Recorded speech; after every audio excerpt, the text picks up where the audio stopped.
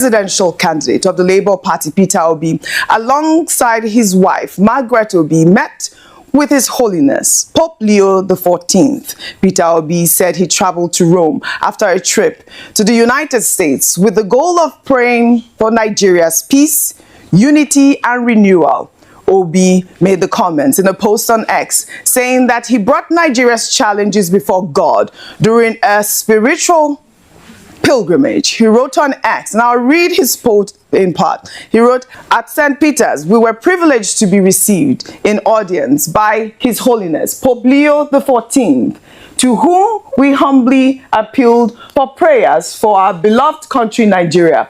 Along the way, we met several Nigerian pilgrims, men and women of faith, whose faces shone with quiet hope. Together, we renewed our trust in God's divine mercy and in the promise of a renewed and better Nigeria." Well, online reactions have been mixed, with some users noting that taking Nigeria's situation to God seems like the best option after exhausting all human efforts. However, observers highlighted Peter Obi's emphasis that faith should inspire action, with every citizen playing their part towards improving the state of the nation. And I'll take some reactions before I come to you, Vimbai. And this person wrote, "Truly, Nigeria's problem isn't that Nigerians haven't prayed enough, but it's more of not putting the interests of the country first.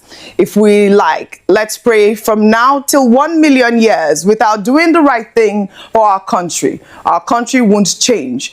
The election period will soon be here.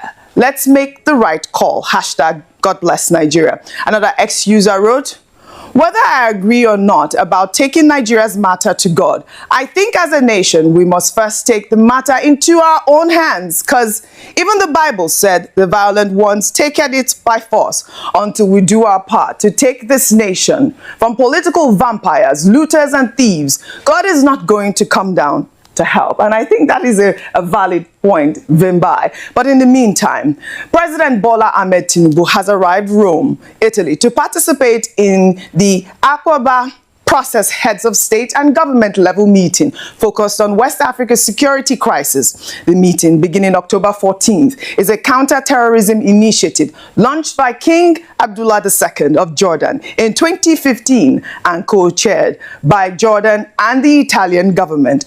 Presidential spokesman Bayo Ononuga said the summit will bring together heads of state, senior intelligence and military officials from African countries, and representatives of intergovernmental and non-governmental organizations to discuss evolving security challenges, including expansion of terrorist networks, the crime-terror nexus, and overlap between land-based terrorism in the Sahel and maritime piracy in the Gulf of Guinea. Vimbai, I'd like for you to juxtapose both stories. Here, in one hand, we see Peter Obi in Rome putting Nigeria into God's hands, praying for Nigeria. And then on the other hand, we see President Bola Ahmed Tinubu in Rome as well, engaging with the Italian government over terrorism, insecurity. All of these issues are brought in the front burner for you to discuss right now.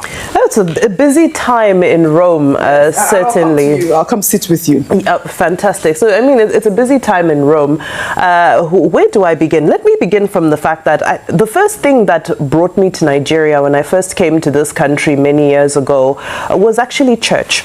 I came here to attend a church, to attend some prayer services and so forth.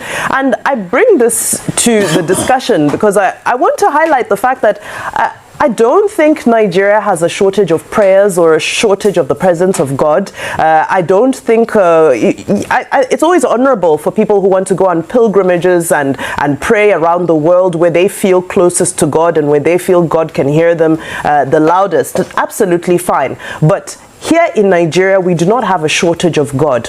But the question is, when we preach about the Bible and all of these things, how many people are actually taking all of those lessons and, all of those scriptures that we are supposed to live by? How many people are living by them?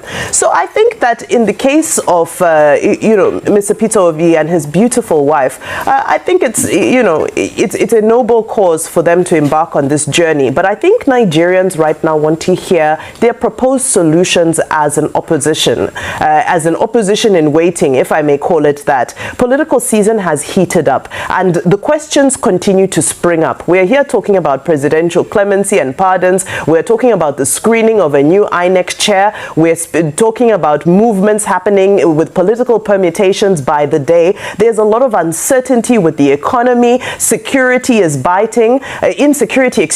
biting. So as much as this is a noble trip, and as a private citizen, he's fully entitled to do so, I think what Nigerians really want to hear from potential leaders right now are proposed solutions. Now, Peter Obi has been consistent in always, adding his voice of opposition, his voice of dissent to various things. But I think where it lacks is that people want to know critically, besides being able to point out where there may be some weaknesses in what the government is doing, what are the proposed solutions and what's the way forward? And I think it becomes concerning when our way forward is to take Nigeria to God, which is in itself not a bad thing. However, let's get some more sort of empirical ideas on the ground. Now, with the president in Rome as well discussing insecurity, I mean, we're going to continue discussing insecurity for as long as it's a regional issue. And I think that's why, it's become more imperative to engage on an international, even beyond a regional level, on an international level,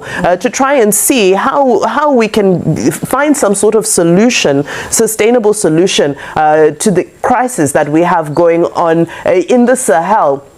We've spoken so many times about the pressure points, whether it be, what happened from the fallout in Libya, whether it be what happens from Sudan, whether it be, the radicalization, the extremism, whether it's poverty, whether the conversation has been had so many times. Right. The question is, what are the new conversations the president will be having in Rome? What are the new solutions? Because it's no longer enough for us to continue to gather for these talk shops. We've hosted ECOWAS security summits here in Nigeria, but we're not seeing anything coming out of it. And I think it's now time for us to start seeing some more innovative interventions. As much as our armed forces are working, let's start to see more innovation. Right, a quick comment and then... Okay, quick comment. With due respect, I don't have anything against prayer. I like prayer. But I also like common sense. And I think it's misplaced to go to Rome and say, pray for Nigeria. Pray for Nigeria where? Have they not prayed enough? Is God knows when they've been praying for Nigeria. Look at the Rome Mr. Peter Obi went to.